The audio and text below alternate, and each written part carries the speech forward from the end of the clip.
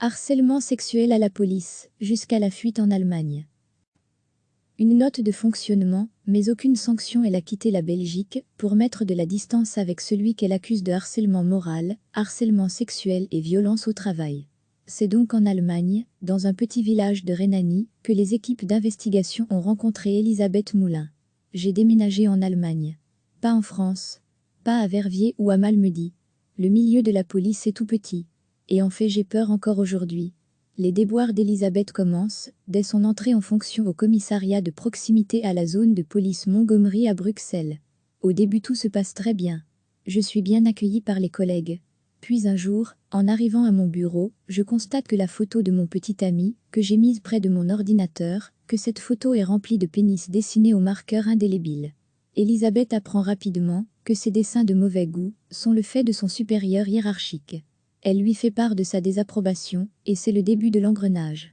Degré à lire aussi harcèlement sexuel à la police. Entre violence, blagues salaces et culture de l'impunité, les relations entre Elisabeth et son supérieur se détériorent. Ce dernier refuse de lui adresser la parole. Et lorsqu'il le fait, les insultes fusent. Je vis tellement mal la situation que je décide d'aller voir la psychologue de la zone et au contrôle interne. L'inspecteur principal prend très mal la chose. Il me traite de connasse, de pétasse. Que si j'avais été sa fille, j'aurais reçu une baffe dans la gueule. Le policier est finalement entendu par sa hiérarchie. Il reconnaît avoir dessiné des phallus sur une photo appartenant à Elisabeth. Mais il justifie son geste en expliquant qu'il s'agit d'une blague. Quant aux insultes, il estime que la policière lui aurait manqué de respect et qu'il s'agit dans son chef d'une réaction adaptée. Pour ses comportements, l'inspecteur principal écope finalement d'une note de fonctionnement, soit un simple rappel à l'ordre. Tout au plus doit-il déménager son bureau à un autre étage, que la plaignante, et limiter au maximum ses contacts avec elle. Face au manque de réaction de sa hiérarchie, Elisabeth accepte d'être transférée dans un autre service. Mais le choc traumatique est tel qu'elle finit par tomber en incapacité. Dans le même temps, la policière saisit la justice. L'inspecteur principal et la zone de police sont condamnés pour harcèlement moral et violence au travail. Ils sont finalement blanchis en appel, le tribunal estimant que les dessins de pénis sur des photos privées, s'ils sont de mauvais goût, ne sont pas pour autant constitutifs d'un fait de harcèlement. Mais une autre procédure judiciaire, en accident de travail, va bientôt être jugée à Liège. Le tribunal du travail va devoir déterminer si les insultes et dessins à connotation sexuelle du policier sont constitutifs d'un accident de travail. Pour Gaël Crabé, juriste au SLFP, le principal syndicat de police du pays, la justice ne prend pas suffisamment à bras le corps la problématique du harcèlement. Notamment à cause du manque de moyens dont elle dispose.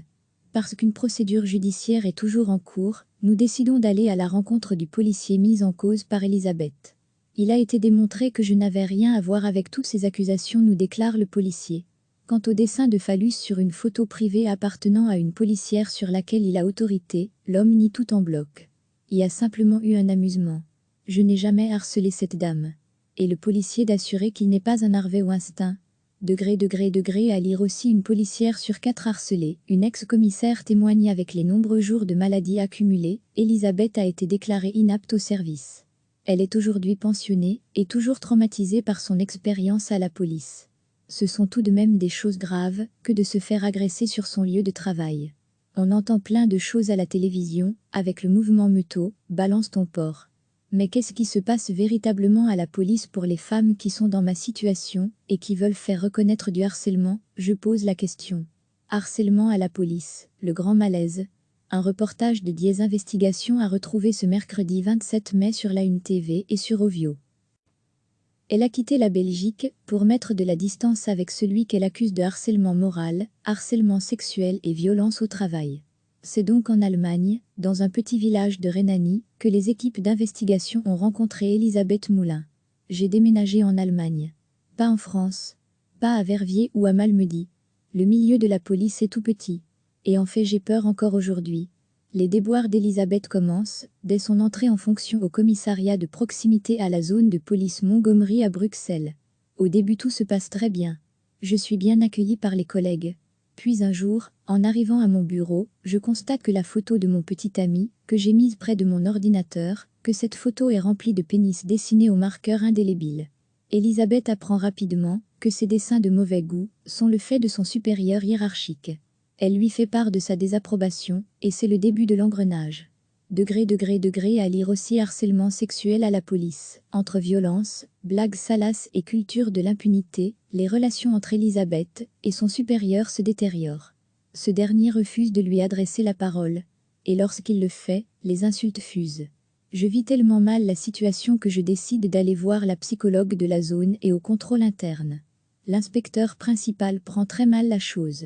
Il me traite de connasse, de pétasse.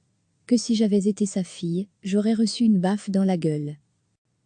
Une note de fonctionnement, mais aucune sanction, le policier est finalement entendu par sa hiérarchie.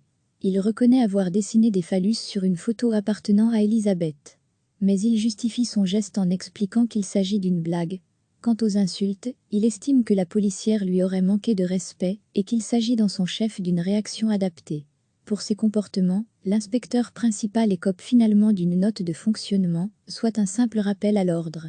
Tout au plus doit-il déménager son bureau à un autre étage que la plaignante et limiter au maximum ses contacts avec elle. Un long combat judiciaire face au manque de réaction de sa hiérarchie, Elisabeth accepte d'être transférée dans un autre service. Mais le choc traumatique est tel qu'elle finit par tomber en incapacité. Dans le même temps, la policière saisit la justice. L'inspecteur principal et la zone de police sont condamnés pour harcèlement moral et violence au travail. Ils sont finalement blanchis en appel, le tribunal estimant que les dessins de pénis sur des photos privées, s'ils sont de mauvais goût, ne sont pas pour autant constitutifs d'un fait de harcèlement. Mais une autre procédure judiciaire, en accident de travail, va bientôt être jugée à Liège. Le tribunal du travail va devoir déterminer si les insultes et dessins à connotation sexuelle du policier sont constitutifs d'un accident de travail. Pour Gaël Crabé, juriste au SLFP, le principal syndicat de police du pays, la justice ne prend pas suffisamment à bras le corps la problématique du harcèlement, notamment à cause du manque de moyens dont elle dispose. Un harceleur présumé qui nie tout en bloc, parce qu'une procédure judiciaire est toujours en cours, nous décidons d'aller à la rencontre du policier mis en cause par Elisabeth. Il a été démontré que je n'avais rien à voir avec toutes ces accusations, nous déclare le policier. Quant au dessin de phallus sur une photo privée appartenant à une policière sur laquelle il a autorité, l'homme nie tout en bloc. Il y a simplement eu un amusement. Je n'ai jamais harcelé cette dame. Et le policier d'assurer qu'il n'est pas un harvé au instinct. Degré à lire aussi une policière sur 4 harcelée. Une ex-commissaire témoigne avec les nombreux jours de maladie accumulés. Elisabeth a été déclarée inapte au service. Elle est aujourd'hui pensionnée et toujours traumatisée par son expérience à la police. Ce sont tout de même des choses graves que de se faire agresser sur son lieu de travail. On entend plein de choses à la télévision, avec le mouvement Muto, balance ton porc. Mais qu'est-ce qui se passe véritablement à la police pour les femmes qui sont dans ma situation et qui veulent faire reconnaître du harcèlement? Je pose la question. Harcèlement à la police, le grand malaise. Un reportage de Diez Investigations à retrouver ce mercredi 27 mai sur la Une TV et sur Ovio.